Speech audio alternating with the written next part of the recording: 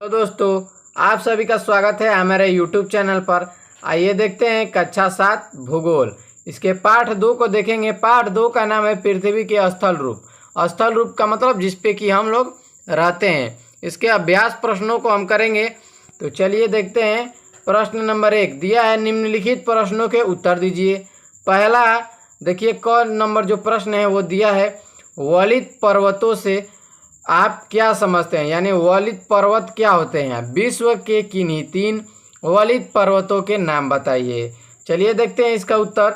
इसका उत्तर हो जाएगा, जब चट्टानों में पृथ्वी की आंतरिक शक्तियों के कारण मोड़ या वलन पड़ जाते हैं तो उसे वलित या मोड़दार पर्वत कहते हैं। देखिए, जो पृथ्वी की आंतरिक शक्ति के कारण जब पर्वतों में मोड़ पड़ जाता है तो उसे क्या कहते हैं, हम वलन कहते हैं, यानी कि वलित या मोड़दार पर्वत कहते हैं।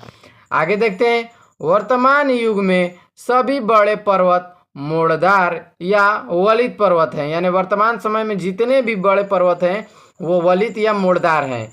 ये लगभग सभी महाद्वीपों में पाए जाते हैं।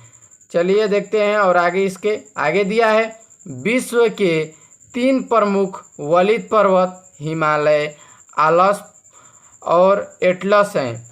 देखिए, 3 जो पर्वत हैं, कौन कौन से, हिमालय, आल्प्स और एटलस। यही तीन नहीं, बस 3 को हमको बताना था। 3 वलित पर्वतों के नाम, तो 3 वलित पर्वतों के नाम बता दिए। और भी बहुत सारे पर्वत हैं। हर महाद्वीप में पाए जाते हैं ऐसे पर्वत, यानी कि वलित पर्वत हर महाद्वीप में, यानी 7 महाद्वीप 7 है तो 7 में पाए जाते हैं। चलिए देखते हैं आगे। ज्वालामुखी किसे कहते हैं, ज्वालामुखी पर्वत कैसे बनते हैं। अब देखिए, ज्वालामुखी किसे कहते हैं ये भी बताना है, और ये भी बताना है कि ज्वालामुखी से पर्वत कैसे बनता है। तो चलिए देखते हैं। दिया है, इसका उत्तर हो जाएगा, ज्वालामुखी भूपर्पटी पर एक मुख्य या खुला द्वार होता है। इस रास्ते से मैग्मा या लावा पृथ्वी के धरातल पर आती है। द्वार या मुख से गर्म लावा बाहर आने के कारण इसे ज्वालामुखी कहते हैं। देखिए, ज्वालामुखी क्या होता है, ज्वालामुखी ऊपर से खुला हुआ होता है और धरातल पर होता है, और उसके खुले हुए मुख से क्या आता है, मैग्मा या लावा बाहर आते हैं। और मैग्मा और लावा बाहर आने के कारण इसे क्या कहते हैं, ज्वालामुखी कहते हैं। इस द्वार के चारों ओर लावा एकत्र होने से शंकु आकार की आकृति बन जाती है, यानी जो ऊपर से खुले हुए होते हैं मुख, उसमें से क्या निकलते हैं, लावा और मैग्मा। तो लावा निकलने से शंकु आकार का बन जाता है, और इसे ही क्या कहते हैं, जो आकृति है उसे लावा को क्या कहते हैं, ज्वालामुखी। इससे ही कहते हैं ज्वालामुखी पर्वत, यानी कि लावा निकलने से लावा बाहर आके जम जाता है तो बन जाता है क्या, पर्वत, यानी कि ज्वालामुखी पर्वत। आगे देखते हैं। आगे दिया है प्रश्न नंबर ग, पठार किसे कहते हैं, ये मैदानों से किस प्रकार भिन्न होते हैं। चलिए, हमको बताना है कि पठार किससे कहते हैं और मैदान से कैसे वो भिन्न होते हैं। चलिए देखते हैं इसका उत्तर। पृथ्वी पर अपेक्षाकृत ऊंचे एवं चौरस स्थल रूप पठार कहलाते हैं। ये पर्वतों की अपेक्षा कम ऊंचे होते हैं, परंतु इनका शिखर छोटे छोटे उच्चावच को छोड़कर समतल एवं सपाट होते हैं। देखिए, जो पृथ्वी पर पठार हैं वो कैसे होते हैं, चौरस स्थल रूप पर होते हैं। ठीक है, ये पर्वतों की अपेक्षाकृत, यानी जो पर्वत होते हैं बहुत बड़े बड़े होते हैं। अगर मान लीजिए पर्वत हैं तो इनसे ये छोटे छोटे होंगे, और ये कैसे होंगे, सपाट होते हैं। ठीक ना, यानी कि बराबर होते हैं। चलिए आगे देखते हैं।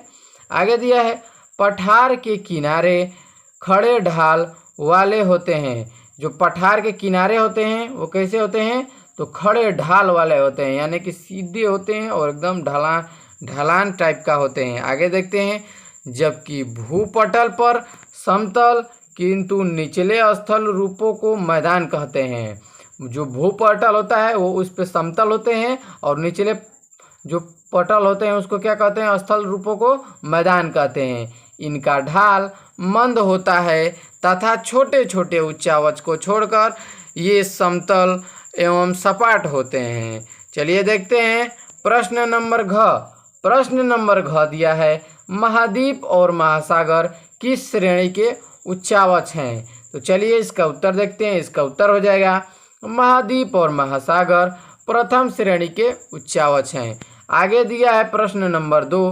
प्रश्न नंबर 2 दिया है, रिक्त स्थानों की पूर्ति कीजिए। चलिए देखते हैं प्रश्न नंबर क है। देखिए क्या दिया है, पर्वत पठार एवं पर्वत पठार एवं मैदान पृथ्वी पर खाली स्थान श्रेणी के उच्चावच हैं, यानी किस श्रेणी के हैं? प्रथम द्वितीय तृतीय किस श्रेणी के हैं? तो देखिए जो पर्वत पठार और मैदान होते हैं वो द्वितीय श्रेणी के उच्चावच होते हैं। ठीक है, प्रथम श्रेणी के क्या होते हैं? प्रथम श्रेणी के अभी देखे हैं कि महाद्वीप और महासागर प्रथम श्रेणी के उच्चावच होते हैं, और द्वितीय श्रेणी के पठार और मैदान और पठार पर्वत तीनों होते हैं। ठीक है, चलिए देखते हैं ख नंबर दिया है, भारत का एकमात्र ज्वालामुखी अंडमान एवं निकोबार द्वीप समूह में खाली स्थान द्वीप पर है, यानी किस द्वीप पर है? देखिए बता दिया, अंडमान निकोबार द्वीप में है, मगर किस द्वीप पर है? तो बैरन द्वीप पर है। अगला दिया है खाली स्थान, खाली स्थान देकर पूछा है, महाद्वीप का अधिकांश भाग पठार पर है, यानी किस महाद्वीप का सबसे ज़्यादा भाग पठार पर है?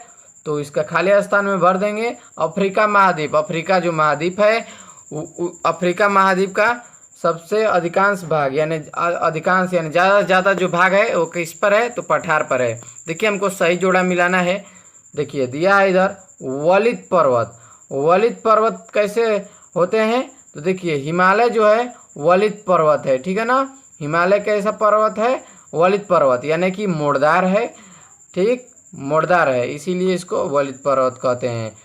अगला दिया है ज्वालामुखी पर्वत विषुवयस होते हैं।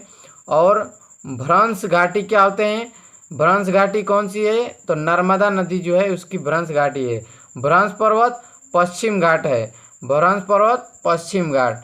तो आज के लिए इतना ही, मिलते हैं इसकी अगली वीडियो में, तब तक के लिए जय हिंद।